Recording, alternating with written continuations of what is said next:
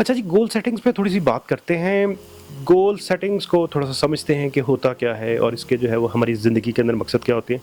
आप इसको यूँ समझिए, मिसाल के तौर पे कि अगर हम एक ख़्वाहिश रखते हैं या हम एक नियत करते हैं कि मुझे जो है वो एक नया कारोबार सेट करना है या मुझे नई एजुकेशन लेनी है, तो क्या ये नियत करने से, क्या ये इरादा करने से हम इस ख़्वाहिश को पूरा कर पाएँगे?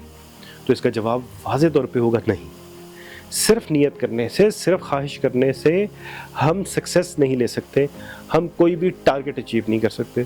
उसके अंदर अमल डालना पड़ेगा और उस अमल के अंदर जो है कुछ और चीज़ें होती हैं जो कि उसके साथ कनेक्ट होती हैं। जैसा कि आप उसको टाइम बाउंड करते हैं, आप उसको फ़ॉलो करते हैं, देखते हैं गोल के अंदर क्या-क्या चीज़ें जो हैं वो कि किस हद तक मैं अपनी सक्सेस तक पहुँच पाया हूँ।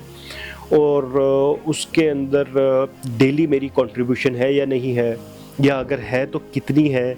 जो मैंने टारगेट टाइम बाउंड किया था, मिसाल के तौर पे मैंने 3 माह का टाइम दिया था, उसमें से कितने दिन गुज़र गए और मैं कहाँ तक पहुँच पाया।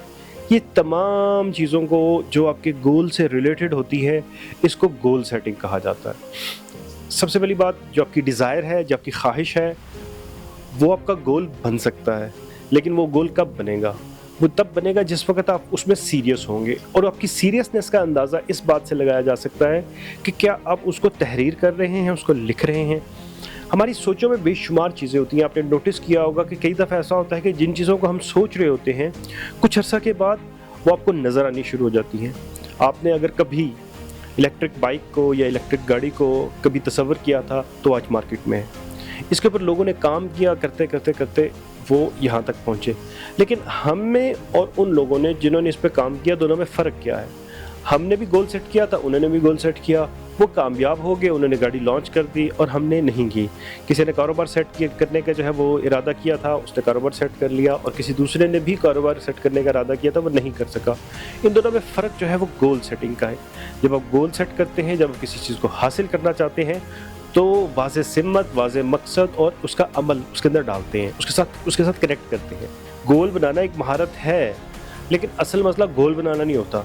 ये जानना होता है कि वहाँ तक पहुँचने के लिए कौन-कौन से कदम उठाने ज़रूरी हैं।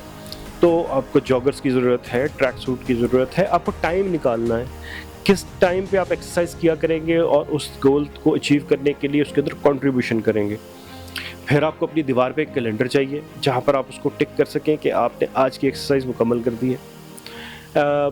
तहकीक बताती है कि जो लोग अपने गोल्स को लिख लेते हैं, इनके कामयाब होने के तकरीबन 42% चांसेस ज़्यादा होते हैं। और भाई उसकी वजह सीधी सी ये है कि जब आपका गोल लिखा हुआ होगा, तो आपने अपनी जो मेंटल एनर्जी है वो उस पे सर्व की है।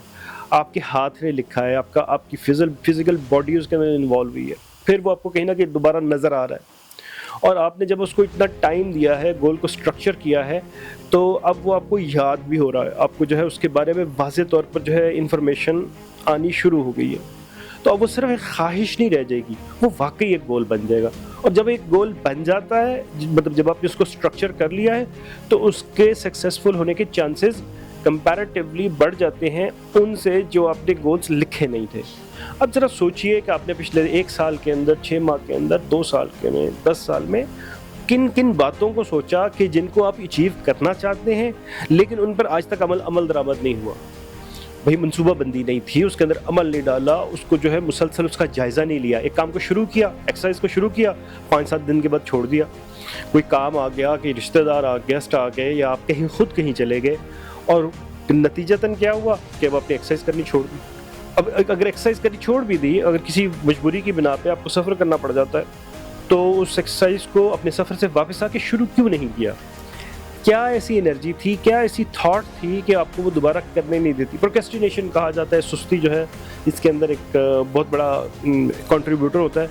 लेकिन मुझे एक बताइए कि आप बावजूद इसके कि जितने मर्ज़ी सुस्त हों, आप खाना खाना नहीं छोड़ते, आप नहाना या सोना नहीं छोड़ते, वॉशरूम नहीं यूज़ करना नहीं छोड़ते।